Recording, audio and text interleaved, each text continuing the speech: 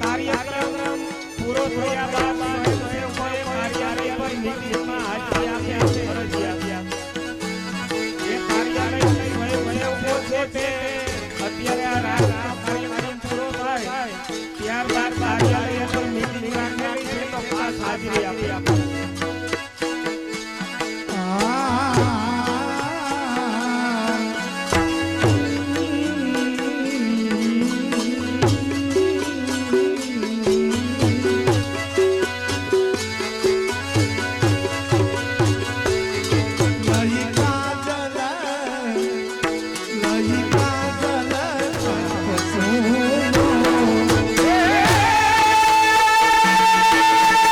Yeah.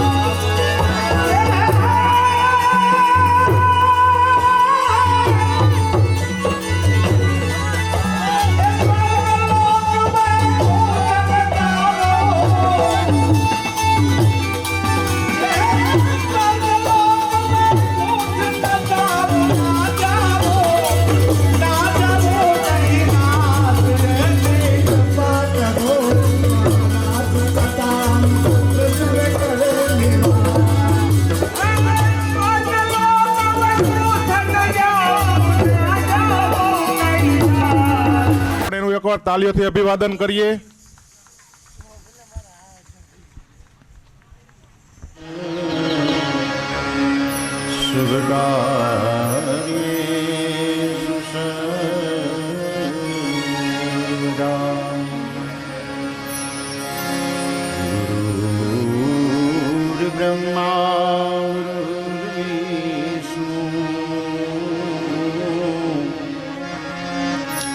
गुरुदेव महेश्वर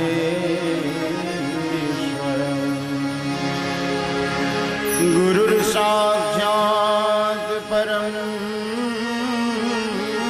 ब्रह्मा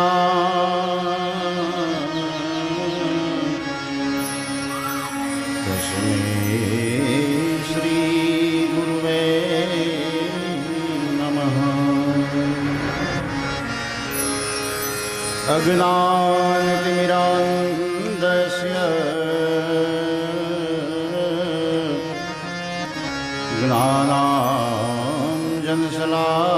ज्ञानाञ्जनशलाकया चक्षुरुन्मीलितं येन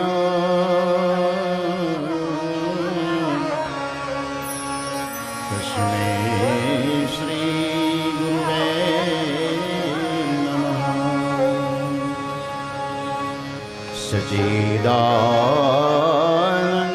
सच्चिदानन्दरूपाय विश्वोत्पत्त्यादिहेतवे तापत्रय विनाशाय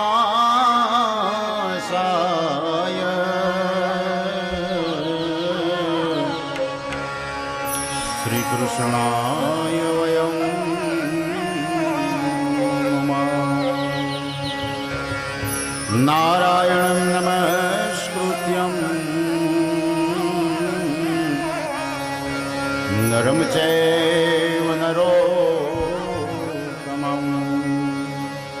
देवीं सरस्वतीं च व्यासं ततो जयमुदीरयेत्. व्यासं वसिष्ठनवतारम् शक्तिपौत्रात्मकल्मषम् पाराशर्यात्मजं वन्दे सुखदातं तपोनिधे. वामे यस्य स्थिता राधा श्रेष्ठ यस्यास्ति गच्छसि. वृन्दावनं विहारं स्वं श्रीकृष्णं हृदिचिन्तये. श्रीमद्भागवताख्योऽयं प्रत्यक्ष श्रीकृष्णयेव हि स्वीकृतोऽसि मया नाथ. मुक्त्यर्थभवसागरे स्वीकृतोऽसि मया नाथ. मुक्त्यर्थभवसागरे.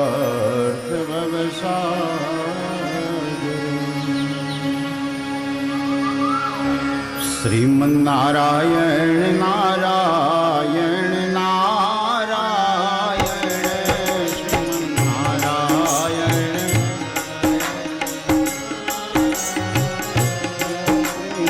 श्रीमन्नारायण नारायण नारायण श्रीमन्नारायण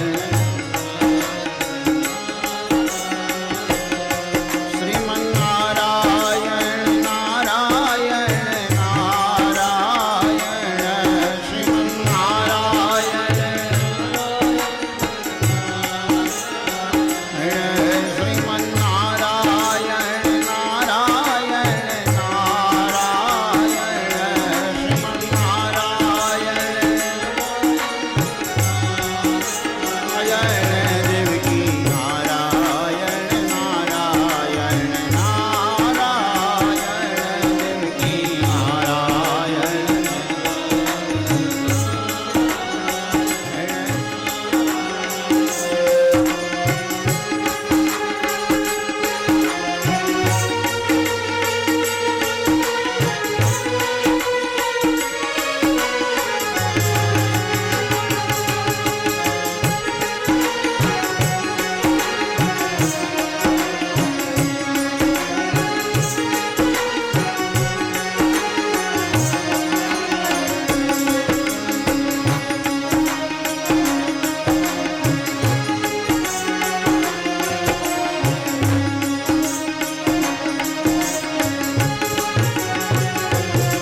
બદ્રી નારાયણ નારાયણ નારાયણ બદ્રી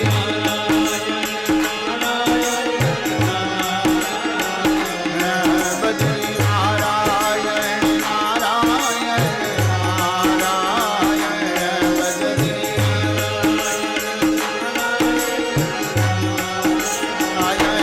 લક્ષ્મી નારાયણ નારાયણ નારાયણ લક્ષ્મી નારાયણ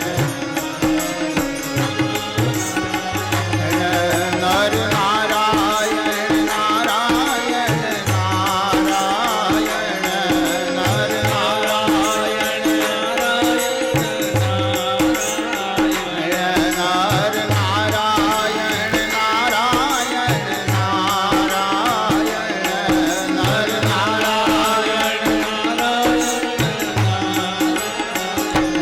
યજ્ઞ નારાયણ નારાયણ નારાયણ યજ્ઞ નારાયણ નારાયણ યજ્ઞ નારાયણ નારાયણ નારાયણ યજ્ઞ નારાયણ સત્ય નારાયણ નારાયણ નારાયણ સત્ય નારાયણ નારાયણ સત્ય નારાયણ નારાયણ નારાયણ સત્ય નારાયણ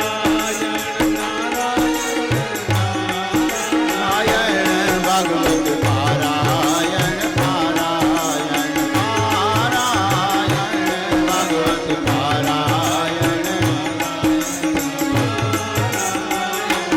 ભાગવત પારાયણ પારાયણ પારાયણ ભાગવત પારાયણ શ્રીમન નારાયણ નારાયણ નારાયણ શ્રીમન નારાયણ નારાયણ શ્રીમન નારાયણ નારાયણ નારાયણ શ્રીમન નારાયણ નારાયણ શ્રીમન નારાયણ નારાયણ નારાયણ શ્રીમન નારાયણ નારાયણ શ્રીમન નારાયણ નારાયણ નારાયણ શ્રીમન ઉત્સવની શરૂઆત થવા જઈ રહી છે, કારણ કે જેની આપણે રાહ જોઈએ છીએ એવા બાળ કૃષ્ણલાલ, એવા લાલા ભગવાનનું એ બાળ સ્વરૂપ જેનો આજે પ્રાદુર્ભાવ, જેનું અવતરણ આપણા માટે એક આહલાદક પ્રસંગ છે. એટલે આપ સૌ પરમ વૈષ્ણવો ઉમરા અને વેલેંજા સમસ્ત વૈષ્ણવ સમાજ દ્વારા જ્યારે આવું આયોજન થયું હોય અને ખૂબ જ મોટી સંખ્યામાં આપ સૌની ઉપસ્થિતિ હોય, એક દિવ્ય પ્રવાહ છે. આ એ પ્રવાહ હંમેશાને માટે વહેતો છે. આ નહેરનો પ્રવાહ નથી, નદીનો પ્રવાહ છે. નહેરનો પ્રવાહ અને નદીનો પ્રવાહ બંનેમાં બહુ મોટો તફાવત હોય. નહેરનો પ્રવાહ છે ને આપણે નક્કી કરેલો હોય રૂટ, કે અહીંથી આમ જવાનું, અહીંથી આમ જવાનું. એ રીતે નદીનો પ્રવાહ એનો કોઈ રૂટ નક્કી ન હોય. એવો આ ભક્તિનો પ્રવાહ છે. અને એ પ્રવાહમાં આપણે પ્રવાહિત થઈ રહ્યા છીએ. કથાના ક્રમમાં જાઓ એના પહેલા એક થોડીક અહીંયા મારી પાસે માહિતી આવી છે, એના વિશે ચર્ચા કરી. 11,000 રૂપિયા આપી અને એ આમાં ઉત્સવમાં સહભાગી થયા છે. ખૂબ ખૂબ આભાર. હવે 2 ચડાવવા બાકી છે પાછા. એમાં કોઈને એમ સપ્તમ સ્કંધની કથામાં વાસના લીલાની કથા આપણે કહી, 3 પ્રકારની વાસના. અને એમાં હિરણ્યકશિપુ એમને ત્યાં પ્રહલાદ થયા. એ પ્રહલાદ પરમ ભગવત ભક્ત હતા, પણ દૈત્ય કુળમાં એનો જન્મ થયો હતો. અને હિરણ્યકશિપુને ભગવાનની સાથે શત્રુ ભાવ હતો, વૈર ભાવ હતો. કારણ કે હિરણ્યાક્ષનો વધ ભગવાને કર્યો હતો, વરાહે. એટલે એનો બદલો લેવા માટેની એક ભાવના હતી મનમાં. પણ એમાં એમને ત્યાં જે પુત્ર થયો પ્રહલાદ, એ ભગવત ભક્ત થયો, હરિનું નામ સ્મરણ કરે છે, એ હિરણ્યકશિપુને ગમતું નથી. એને મારવા માટેના ઘણા બધા પ્રયત્નો કર્યા, છતાં નિષ્ફળ ગયા.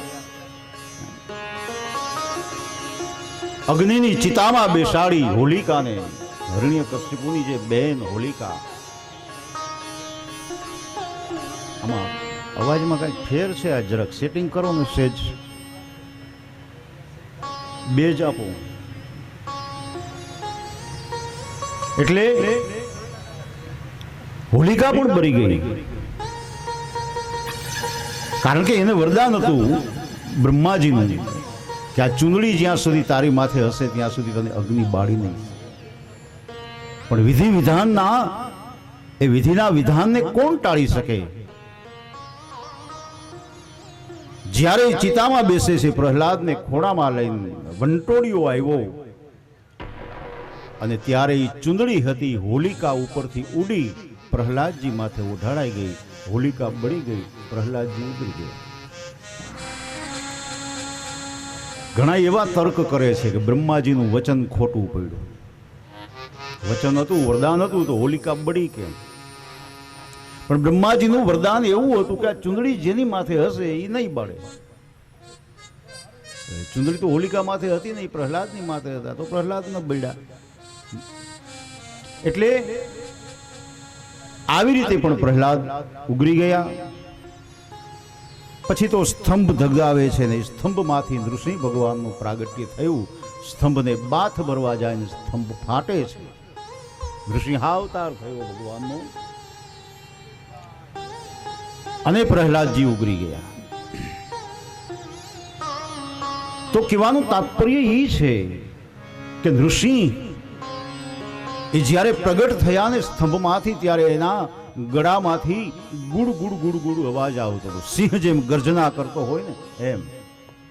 આનો અર્થ ગુરુ કૃપા. જ્યાં સુધી જીવનમાં ગુરુ કૃપા ન હોય ને ત્યાં સુધી જીવનમાં કોઈ વસ્તુ પ્રાપ્ત થતી નથી. ગુરુ ગુરુનો અર્થ થાય ગુરુ ગુરુનો ઉચ્ચાર થતો.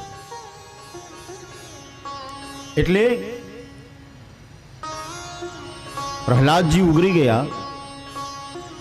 આપણે અગાઉ પણ વાત કરી, પ્રહલાદ છે એ પુષ્ટિ ભક્ત છે, પુષ્ટિ ભક્તિનું પ્રમાણ છે પ્રહલાદ. કઈ રીતે? કે જેના સંગમાં આવવાથી દૈત્ય બાળકો, રાક્ષસો હતા, એના બાળકો હતા, એ પણ ભક્તિ કરવા લાગ્યા. પાઠશાળાની અંદર બધા દૈત્ય બાળકોને ભેગા કરી અને એ ભક્તિ કરે છે, એની સાથે સંકીર્તન કરે છે. તો આનો અર્થ એ થાય કે જેના સંગમાં આવવાથી આપણને ભક્તિનો રંગ લાગે એ ખરો વૈષ્ણવ છે. શ્રીમદ વલ્લભાચાર્ય મહાપ્રભુજીને એક દિવસ કોઈ વૈષ્ણવે પૂછ્યું કે પરમ વૈષ્ણવના લક્ષણો શું, સાચો વૈષ્ણવ કોને કહેવો? આપ શ્રીએ જણાવ્યું કે સેવા કરતા હોય, નિત્ય હરિના કીર્તન કરતા હોય, એ વૈષ્ણવના લક્ષણ છે.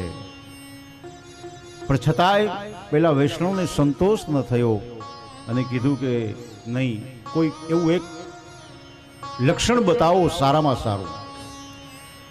અને ત્યારે આચાર્ય ચરણ કહે છે કે સાચા વૈષ્ણવનું લક્ષણ એ છે કે એની પાસે કોઈ પણ જીવ આવે તો એને પણ ભક્તિનો રંગ લાગી જાય એવું એનું ચારિત્ર્ય હોવું જોઈએ. એક દિવસ આવે એટલે એને બીજે દિવસે આવવાનું મન થાય, ત્યારે સમજી લેવાનું તમારી ભક્તિ પરિપક્વ બની ગઈ છે. પણ આજે આવ્યો હોય અને કાલે એને આવવાની ઈચ્છા ન થાય તો સમજી લેવાનું કે આપણો ઘડો કાંઈક કાચો છે, ભક્તિમાં કાંઈક ખામી છે. આ લક્ષણો છે. એટલે પ્રહલાદ એક જ આખા દૈત્ય કુળની વચ્ચે એક જ પ્રહલાદ ભક્ત હતા, છતાં બધા દૈત્ય બાળકોને પણ એને ભક્ત બનાવી દીધા, હરિનું નામ લેતા કરી દીધા. આ વૈષ્ણવ, આ પુષ્ટિ ભક્તિ. તો આ પુષ્ટિ ભક્તિનું પ્રમાણ પ્રહલાદ ચરિત્રની કથા, હિરણ્યકશ્યપુનો વધ, સપ્તમ સ્કંદને સમાપ્ત કરવામાં આવ્યો. અષ્ટમ સ્કંદની અંદર મન્વંતર લીલાની કથા છે. મન્વંતર લીલા, મન્વંતર એટલે સમય, સમય એટલે કાળ, કાળની ગણના છે. બ્રહ્માજીની આયુષ્ય ક્યારે પૂરી થાય, ક્યારે આ સૃષ્ટિનો પ્રલય થાય, ક્યારે આ સૃષ્ટિનું નવસર્જન થાય. સતયુગ, ત્રેતા, દ્વાપર અને કલી, આ ચારે ચાર જે યુગ છે એનું પ્રમાણ બતાવ્યું છે. કેટલા કેટલા વર્ષોનું પ્રમાણ બતાવ્યું છે. અને દરેક મન્વંતરની અંદર ભગવાનનો એક વિશિષ્ટ અવતાર થાય. આ સાદું માઇક હોય ને એવું લાગે છે કે અંદર દરરોજ જેવી મજા નથી આવતી. આજે આમાં કાંઈક ફેરફાર થઈ ગયો છે સેટિંગમાં. સાદા માઇકમાં બોલતા હોય ને એવું લાગે. ભગવાનનો એક વિશિષ્ટ અવતાર છે. હવે કયા મન્વંતરની અંદર ભગવાનનો વિશિષ્ટ અવતાર થયો, કયો અવતાર થયો, એ અષ્ટમ સ્કંદમાં છે. અને ત્યારે વ્યાસ લખે છે,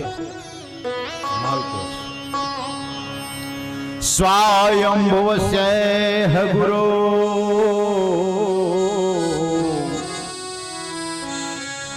વંશોયં વિસ્તરાચ્યુત યત્ર વિશ્વસૃજામ સર્ગો મનુનન્વદાસ્વદા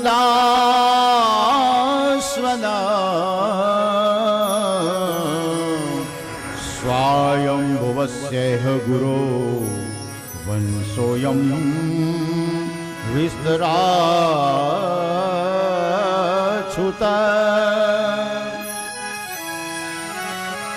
અષ્ટમ સ્કંદ મન્વંતરની કથા. હે રાજા, કયા કયા મન્વંતરની અંદર કયો કયો અવતાર ભગવાનનો થયો, એ કથા હું કહેવા જઈ રહ્યો. સાંભળ. કલિયુગના 4,32,000 વર્ષનું પ્રમાણ બતાવ્યું. ત્યાર પછી દ્વાપર યુગના 8,64,000 વર્ષનું પ્રમાણ બતાવ્યું. ત્રેતા યુગનું 12,96,000 વર્ષનું પ્રમાણ બતાવ્યું. અને સતયુગના 17,28,000 વર્ષનું પ્રમાણ બતાવ્યું. આ બધા ચારે ચાર યુગના વર્ષો છે. એક એક યુગ એક વખત પસાર થઈ જાય એટલે એક ચોકડી પૂરી થાય. ચારે ચાર યુગ એક વખત પસાર થાય ત્યારે એક ચોકડી પૂરી થાય. આને એક મહાયુગ કહે. અને આ એક ચોકડી પૂરી થાય એટલે એક કલ્પ કહે, અને એક કલ્પ એટલે બ્રહ્માજીનો માત્ર એક દિવસ પૂરો થાય. આવા બ્રહ્માજીના 100 વર્ષની આયુષ્ય છે. 50 વર્ષ પૂરા થઈ ગયા છે. 50 વર્ષ બ્રહ્માજીના બાકી છે. અત્યારે 51 વર્ષ ચાલે છે બ્રહ્માજીનું. બ્રાહ્મણો જ્યારે સંકલ્પ કરાવે ને ત્યારે બરાબર ધ્યાનથી સાંભળજો. અષ્ટારવિશતિતમે કલિયુગે કલિ પ્રથમ ચરણે. અષ્ટારવિશતિતમે 28મો કળિયુગ ચાલે છે. આ 27 કળિયુગ તો ગયા, આ 28મો કળિયુગ છે.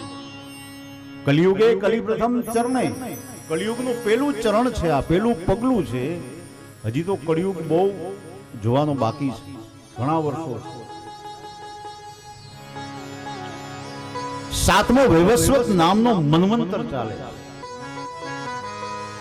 14 મનુઓ જ્યારે રાજ કરીને ઉભા થઈ જાય, 14 ઇન્દ્રો બદલાઈ જાય, ત્યારે બ્રહ્માજીનો એક દિવસ પૂરો થાય. આવી 100 વર્ષની એની આયુષ્ય છે. 100 વર્ષ પૂરા થાય એટલે આદિનારાયણ પરમાત્મા પોતાના ઉદરમાં સર્વ સૃષ્ટિને સમેટી અને ક્ષીરસાગરમાં નિંદ્રાને આધીન થાય. પછી તો હજારો કલ્પો વીતે. જ્યારે જાગે ત્યારે નાભીમાંથી કમળ ઉત્પન્ન થાય, એ કમળમાંથી બ્રહ્માજી ઉત્પન્ન થાય, અને બ્રહ્માજી ફરી વખત આ સૃષ્ટિનું નિર્માણ કરે. આમ સર્જન અને વિસર્જન એક આ સૃષ્ટિનો ક્રમ છે. તો કયા કયા મન્વંતરની અંદર ભગવાનનો કયો વિશિષ્ટ અવતાર થયો? સ્વયંભૂ મન્વંતરની અંદર ભગવાનનો યજ્ઞાવતાર એટલે કપિલ અવતાર થયો. માતા દેવહૂતિને નિમિત્ત બનાવી ભગવાન કપિલે સાંખ્ય અને યોગનો ઉપદેશ કર્યો. દ્વિતીય મન્વંતરની અંદર ભગવાનનો વિભુ નામનો અવતાર થયો. તૃતીય તામસ મન્વંતરની અંદર ભગવાનનો હરિ નામનો અવતાર થયો. હરિ અવતાર. હરિ અવતાર ધારણ કરી ભગવાને ગજેન્દ્રનો ઉદ્ધાર કર્યો. ગજેન્દ્ર મોક્ષની કથા છે, હાથીની કથા છે. બહુ સાંભળવા જેવી કથા છે. માત્ર કથા નથી, પણ આપણા જીવનની આ વ્યથા છે. અને આજના સમયની અંદર આ ગજેન્દ્ર મોક્ષની કથા દરેક ઘરની અંદર થતી હશે. દરેક ઘરની અંદર જીવાત્માનો અંત સમય અને એની અંત જે દશા હોય કેવી હોય, અને ત્યારે જીવાત્મા કેટલો લાચાર બની જાય છે, એની આ કથા છે. હે રાજા, એ ગજરાજનો ઉદ્ધાર કરવા માટે ભગવાને જે અવતાર ધારણ કર્યો એ કથા કહેવા જઈ રહ્યો છું. નમામિ મયાતુરં ગજા ક્રતઃ કરીભૂત વ્રજન્નોતિમોચિતું ગ્રાહેણ પાસેન વિધાતુરાવૃતો યહં ચમ નયામિ પરાયણમ. ત્રિકુટાચલ નામે એક પર્વત, એના ઉપર બળવાન ગજરાજ એક હાથી વાસ કરે છે, રહે છે પોતાના પરિવારજનોની સાથે. એક દિવસ ઉનાળાનો સમય છે, હાથીને બહુ ગરમી લાગી, તાપ પડ્યો, અને એને થયું કે કોઈ નિર્મળ એવું સરોવર હોય તો એમાં હું સ્નાન કરું. પર્વતની નીચે જોયું તો એક સરોવર દેખાયું. હાથી પોતાના પરિવારને લઈ અને સરોવરમાં સ્નાન કરવા જાય. હવે એ જ સરોવરમાં એ હાથીનો કાળ રહેતો હતો. કાળ એટલે મગર, મહાભયંકર મગર રહેતો હતો. એ હાથીને ખબર નહોતી. એ જ્યારે સરોવરમાં એ સ્નાન કરવા જ્યારે પ્રવેશ કરે ત્યારે મગરે આવી હાથીના પાછળના પગને પકડી લીધો. હાથી છૂટવાનો પ્રયત્ન કરે પણ છૂટી નથી શકતો. જેમ હાથી ખેંચવાનો પ્રયત્ન કરે, બહાર નીકળવાનો, એ મગર એને અંદર પાણીમાં ખેંચી જાય છે. ઘણીવાર આવું ચાલ્યું, છતાં મુક્તિ ન મળી. પછી તો એના ઓલા બચ્ચા આવ્યા હતા, એને પણ પ્રયત્ન કર્યો, પણ છતાંય મુક્તિ ન મળી. કારણ કે હાથી છે ને એ સ્થળચર પ્રાણી છે, મગર જળચર પ્રાણી, એટલે એમાં એનું બળ પરાક્રમ કાંઈ કામ ના આવે. અને મગર એ કાળ છે. આપણે ત્યાં સર્પ અને મગર આ બેને કાળની ઉપમા આપી છે. કાળનો પાસ, કાળ જ્યારે પકડે ને પછી છૂટવું બહુ અઘરું છે. ને આપણું જ્ઞાન બળ કાંઈ કામમાં આવતું નથી. હાથીએ બહુ પ્રયત્ન કર્યો, છેલ્લે તો એક જરાક સૂંઢ દેખાય છે પાણીમાં. પછી એની સાથે જે પરિવારો આવ્યા હતા એને એવો વિચાર કર્યો કે હવે તો આની સાથે જો રહેશું તો આપણે પણ બુડી જઈશું, આપણે પણ મરી જઈશું, માટે ચાલો બધા મૂકીને ચાલતા છે. હવે એકલો હાથી એ સરોવરમાં છે. આ જીવાત્માની સ્થિતિ છે. અંત સમયે તમારો પરિવાર, અંત સમયે તમારા સગા સંબંધી, અંત સમયે તમારો કોઈ પણ સ્નેહીજન તમારી પાસે નહીં હોય. આ જીવનની વાસ્તવિકતા છે. એટલા માટે આપણે આપણું કલ્યાણ આપણા હાથે કરી લેવું, બીજા ઉપર ભરોસો ન રાખવો. સંસારના એ સામાન્ય જીવ ઉપર ભરોસો ન રાખવો. સગા સંબંધી, પરિવાર, એ બધા સંબંધો વચગાળાના સંબંધો છે. એ ક્યારે કામ ના આવે. પેલા નહોતા, આપણે ગયા પછી નહીં હોય. આ તો બધા વચ્ચેના સંબંધો છે, તો એ આપણને કામ ના આવે. અને ત્યારે હાથીને થયું કે હે હરિ, મને જો આવી ખબર હોત તો હું તારી ભક્તિ કરત. અને પછી એ ગજરાજ આર્ત નાદ કરે છે, હરિને યાદ કરે છે. જો છેલ્લે એને યાદ આવ્યો હોય. દરેકને દિવ્ય દ્રષ્ટિ પ્રાપ્ત થાય છે. ત્યારે એ જીવ એમ કહે છે કે હે હરિ, હું તારો છું. અત્યાર સુધી ક્યારેય નથી કીધું ભગવાનને. આપણે કોઈએ કીધું કે હે હરિ, હું તારો છું? આપણે બધાયના છીએ. આપણું કોણ? બાપ કહે આ દીકરો મારો છે, પત્ની કહે આ પતિ મારો છે, ભાઈ કહે આ ભાઈ મારો છે, સગો કહે આ સંબંધી મારો છે. બધાય મારા મારા મારા કહી અને આપણે કોના? આપણું કોણ? ક્યારે વિચાર કર્યો? સ્વાર્થ ભરી આ દુનિયામાં જ્યાં સુધી સ્વાર્થ હશે ત્યાં સુધી બધા છે. સ્વાર્થ પૂરો એટલે સંબંધો પૂરા. સુતો હતો હું નિંદ્રમાં, જાગી જોયું મેં ધ્યાનથી. મેં જાણ્યું આ જગતમાં સગું સગું કોઈનું નથી. આ દુનિયા બધી છે સ્વાર્થ. હે ગોવિંદ હે ગોપાલ.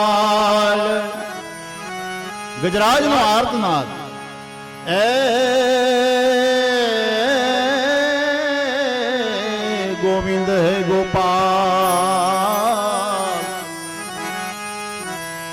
अब तो जीवन हारे, अब तो जीवन हारे. हे गोविंद है गोपाल, अब तो जीवन हारे. हे गोविंद है गोपाल, हे गोपाल, अब तो जीवन हार. हे गोविंद हे गोपाल, अब तो जीवन हार. प्रभु नंद के दुलारे, अब तो जीवन हारे. प्रभु नंद के दुलारे. हे गोविंद हे गोपाल, अब तो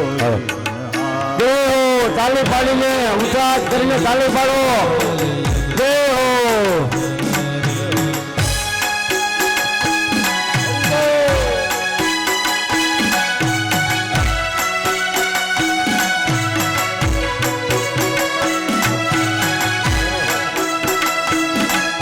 जय हो. आज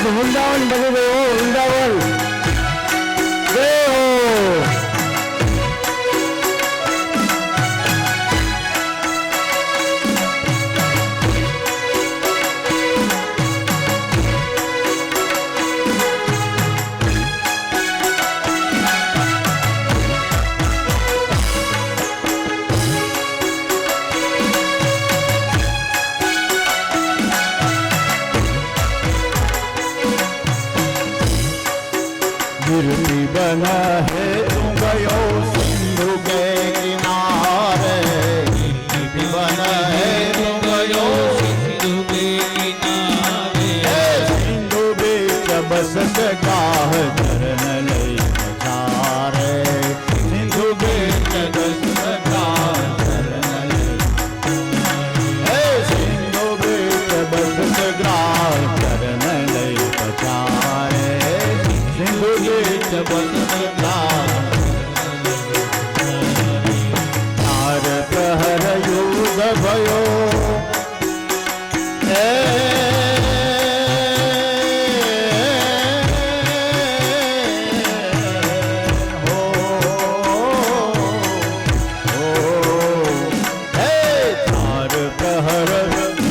भयो लई गयो मझधारे युद्ध भयो लई गयो मझधारे चार प्रहर युद्ध भयो लई गयो मझधारे युद्ध भयो लई गयो मझधारे आँख कान डूबन लगे कृष्ण को पुकारे आँख कान डूबन लगे गोविंद हे गोपाल चलो स्वामी गोपाल के पूजा करेंगे गोपाल तो जीवन हारे प्रभु नंद के दुलारे तो जीवन हारे प्रभु के दुलारे गोविंद हे गोपाल तो जीवन हारे हे गोविंद हे गोपाल गोविंद हे गोपाल अब तो जीवन हारे गोविंद हे गोपाल तो हारे गोविंद हे गोपाल अब तो जीवन हारे गोविंद हे गोपाल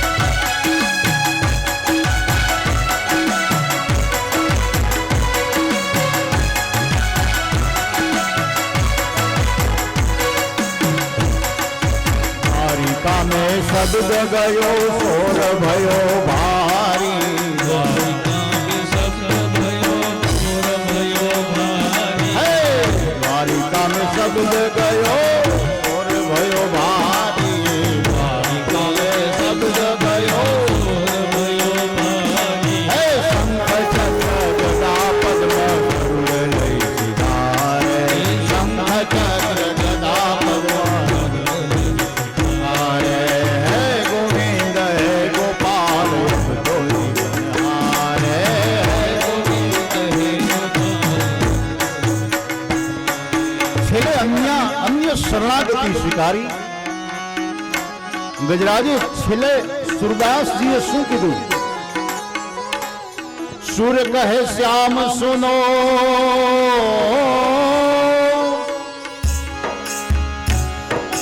सुर कहे श्याम सुनो अर्ज हो हमारे सुर कहे सुर कहे श्याम सुनो अर्ज हो हमारे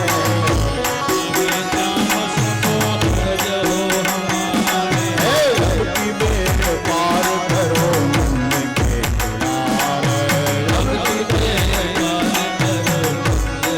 दुलारे अब की बेर पार करो नंद के दुलारे दुलारे गोविंद हे गोपाल अब तो जीवन हारे गोविंद हे गोपाल अब तो जीवन हारे गोविंद हे गोपाल अब तो जीवन हारे ગુજરાતનો આર્તનાદ સાંભળી અને ભગવાન ગરુડ ઉપર સવાર કરી ગઈ હાથમાં શંખ ચક્ર ગદા પદ્મ ધારણ કરેલા છે અને જ્યારે આકાશ માર્ગે આવે ગજરાજે જોયું કે પ્રભુ મારા માટે આવે છે, મારે શું આપવું એને, શું ભેટ કરું, મારી પાસે તો કાંઈ છે નહીં. અને ત્યારે સરોવરમાં એક કમળનું ફૂલ ખીલેલું હતું. ગજરાજે પોતાની સૂંઢથી ફૂલ લઈ અને હરિને અર્પણ કર્યું કે હે હરિ, આ મારા પ્રેમની ભેટ છે, એનો સ્વીકાર કરજે. ભગવાને એ ભેટનો સ્વીકાર કરી સુદર્શન ચક્ર છોડ્યું અને એ સુદર્શન ચક્ર વાયુ વેગે જઈ જે મગરે હાથીના પગને પકડ્યો હતો એ મગરનું ઝડપથી માથું અલગ થયું. મુખમાંથી પગ છૂટી ગયો, કાળના પાસમાંથી આજે ગજરાજને ઉગાયો. આ પ્રભુની કૃપા.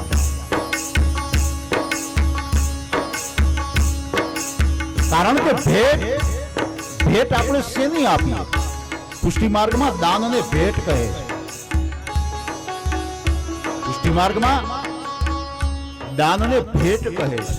આપણે કોઈ પણ વસ્તુ, દાખલા તરીકે અહીંયા આપણે આ બધું કરીએ છીએ, આપણે જે કાંઈ દાન કરીએ છીએ એને ભેટ સ્વરૂપે શું કામે? ભેટ શું કામે? દાન કોને કહેવાય અને ભેટ કોને કહેવાય? દાન અને ભેટમાં બહુ મોટો તફાવત છે. દાન એ વસ્તુ છે કે જે આપણી પોતાની હોય ને એ વસ્તુ આપણે બીજાને આપીએ ને એ દાન છે. હવે આમાં તો આપણું કઈ છે જ નહીં, સંપત્તિ ક્યાં આપણી છે? હે, ઠાકોરજી આપણને આપી અને આપણે એને આપીએ છીએ. આમાં કાંઈ કોઈ વસ્તુ આપણી નથી. શું આપણું છે? આપણા દેહનું આપણે દાન કરી દઈએ ને કોઈને તો એને દાન કહેવાય. હા, શરીર આપણું છે. ઘણા નથી કરતા, દેહદાન કરે છે. મૃત્યુ પછી દેહદાન કરે, પછી એની આંખું, કિડની, લીવર, જે કાંઈ કોઈ જરૂરિયાતમંદ હોય એનામાં આરોપણ કરવામાં આવે છે. જગતમાં, આ વિશ્વમાં પહેલામાં પહેલું દેહદાન ભારત વર્ષના મહાન મુનિ દધીચીએ કર્યું હતું. પોતાના હાડકાનું દાન એને કરી દીધું, દેહનું દાન કર્યું. દેહનું દાન આપણે કરી શકીએ કારણ કે શરીર આપણું છે, પણ આપણે પૈસા તો આપણા છે, સંપત્તિ આપણી છે નહીં, એટલે એને ભેટ કહેવામાં આવે છે. આપણી સંપત્તિ રૂપે આપણે કોકને ભેટ આપી શકીએ, દાન ન આપી શકીએ. એ દાન ન કહેવાય, ભેટ જરૂર કહેવાય. એટલા માટે પુષ્ટિ માર્ગમાં ભેટ સ્વરૂપે સ્વીકારવામાં આવે છે. અહંકાર, કોઈ જાતનો અહંકાર જ નહીં. આ મેં આપ્યું, આ મેં કર્યું, એવું આવે જ નહીં. એમાં દાન કરવામાં તો ક્યારેક અહંકાર આવે છે. આપણે કોઈ વસ્તુ આપણે કોઈને દાનમાં આપીએ ને તો એ દાન દીધાનો આપણને અહંકાર હોય કે મેં આને આપ્યું, મેં આને આપ્યું.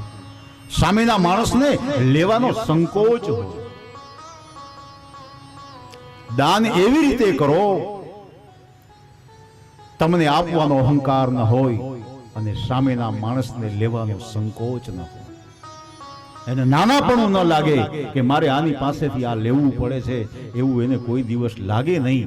એવી રીતે કોઈને ખબર ન પડે એવી રીતે દાન કરો, એ દાન છે. પણ દાનમાં ક્યાંક અહંકાર રહી જાય છે, એટલે આપણે એને ભેટ સ્વરૂપે આપી. ભેટમાં અહંકાર નથી.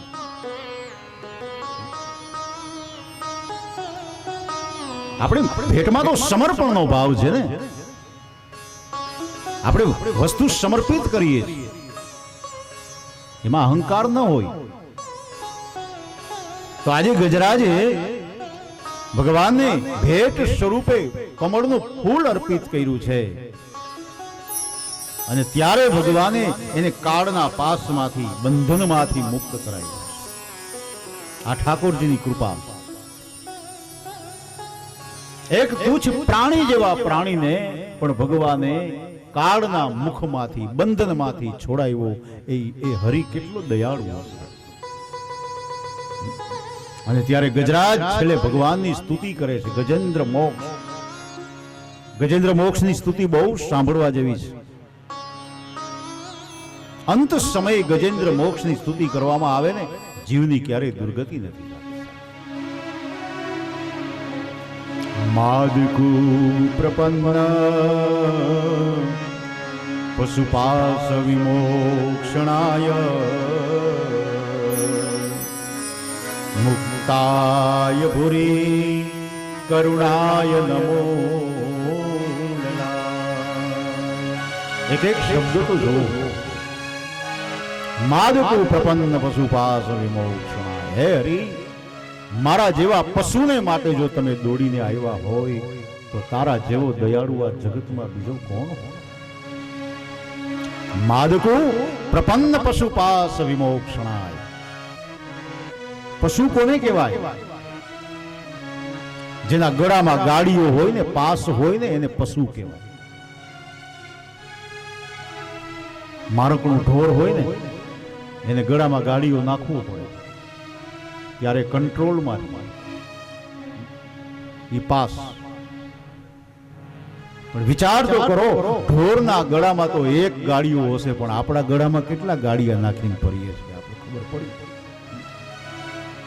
કેટલા ગાડિયા? અહંકાર, મમતા, રાગ, દ્વેષ, ઈર્ષા, અદેખાય, આ બધા ગાડિયા છે. એટલે અહીંયા પશુ શબ્દ વાપર્યો છે. જીવ માત્ર પશુ છે.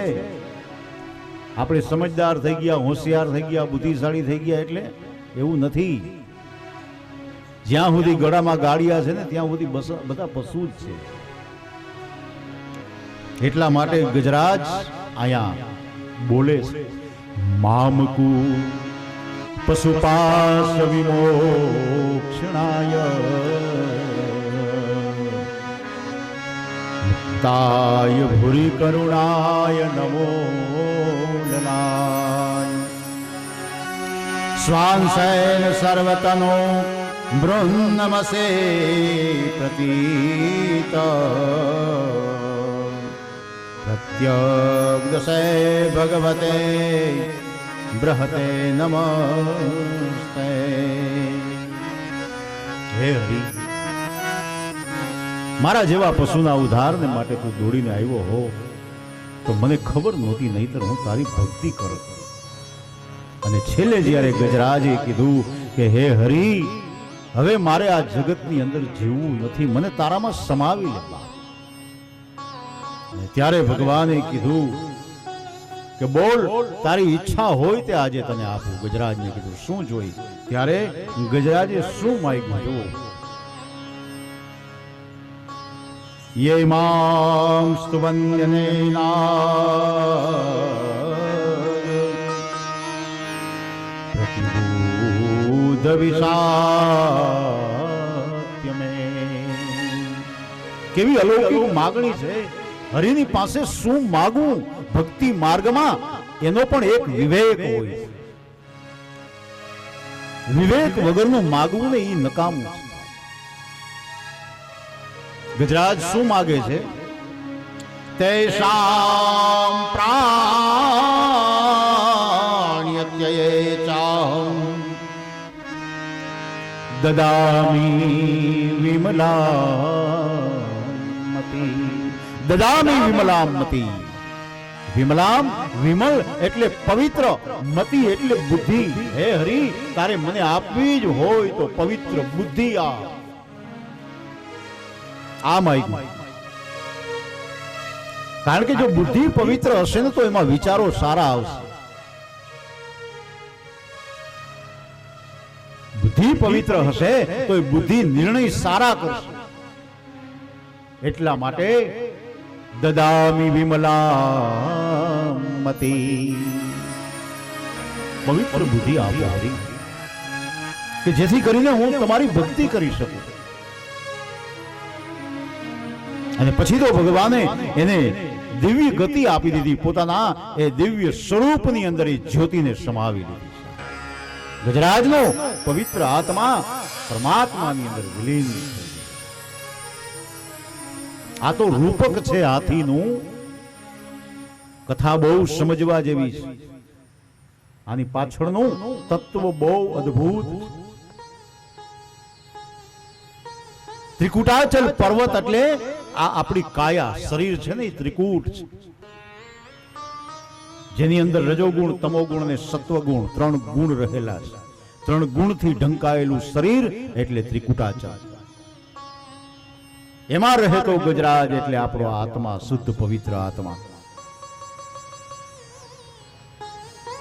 અને સરોવર કયું હતું? જે સરોવરમાં એ સ્નાન કરવા માટે ગયો એ સરોવર સંસાર રૂપી સરોવર. આ સંસાર છે ને એ સરોવર છે. એમાં બધું આપણને સારું જ દેખાય છે, પણ હકીકતમાં સારું હોતું નથી. સંસારના ભૌતિક સુખ, સગવડો એ આપણને આમ દૂરથી સારા દેખાય, પણ નજીક જઈને જોઈએ ને ત્યારે ખબર પડે કે આમાં કેટલી કડવાશ છે. આ સંસાર રૂપી સરોવર. અને મગરે કાળ, અને કાળ જ્યારે પકડશે ને ત્યારે પેલા પગને પકડશે. તમે જોજો, વૃદ્ધાવસ્થા આવે ને એટલે પછી પગ પકડાય પેલા. કારણ કે ઘણું આખી જિંદગી દોડાદોડી કરી હોય, ભગવાને એમ કહે કે હવે તો છાનો મુનો બે હેઠો, હવે નિરાત કર. પગને પકડશે, પછી એનો કોઈ ઈલાજ નથી. આપણે ઈલાજ તો ઘણા બધા કરાવીએ, પણ એમાં જાજી કઈ સફળતા મળતી નથી. ત્યારે સમજી લેવાનું કે આ કાળની પકડ છે. પછી હળિયાપટ્ટી ન કરાય, ઠાકોરજીની સેવા કરાય, બને તો ભક્તિ કરાય. એક બેન કહેતા હતા એના ઘરવાળાને કે પગ બહુ દુખે, ગોઠણ બહુ દુખે, આનું કંઈક કરાવો ને, કંઈક ઈલાજ કરાવો ને. સારા ડોક્ટરને હાલો ને બતાવી આવી. ઓલાને ખબર હતી કે એમાં કાંઈ ફેરફાર થાય એવું છે નહીં, એટલે કે હા જાશું, આપણે ટાઈમ મળશે ને ત્યારે જાશું. પછી તો દરરોજ મંડ્યા કહેવા કે હવે તો